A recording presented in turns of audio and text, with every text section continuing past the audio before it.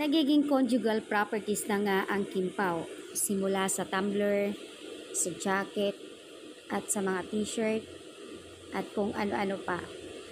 Yung makikita nyo sa kanila guys na minsan nagkakapalitan ng jacket at minsan naman couples terno talaga. Yan ang sign ng love.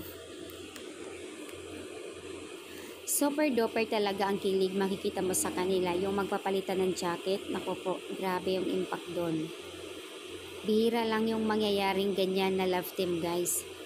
Pero dahil nga ay alam na natin lahat kung ano yung kalakaran nila, kung ano sila, na hindi lang love team, kaya fully paid na ang kimpaw. Kumbaga, nasa atin na yon. Basta kami nasa jacket ang kilig. Ox na yon. Magsani persa ang mga amoy nyo. Ang importante, nagmamahala naman kayo.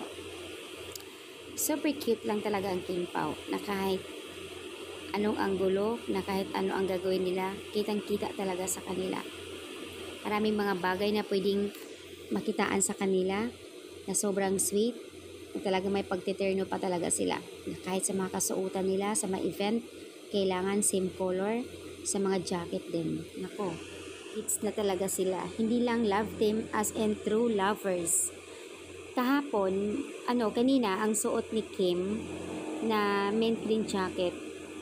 And then si Pao naman. Pero yung suot ni Pao na jacket na may hoodie, yun din ang mayroon din kay Kimi.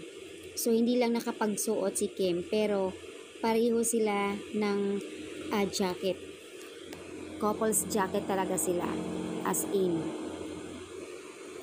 And from this to this, suot ni Kim, una yung beige jacket, and then si Pao naka-black. After sumunod na araw, suot naman ni Pao ang black jacket, and then si Kim naman ay naka-beige. So, nagpapalitan lang po sila ng jacket. Ika nga, sabi ni Kim, favorite niya yung pabango ni Pao na, I don't know kung anong pangalan noon, pero meron siyang gustong pabango ni Pao na gusto niya palaging ipabango ni Pao. Ang sweet naman.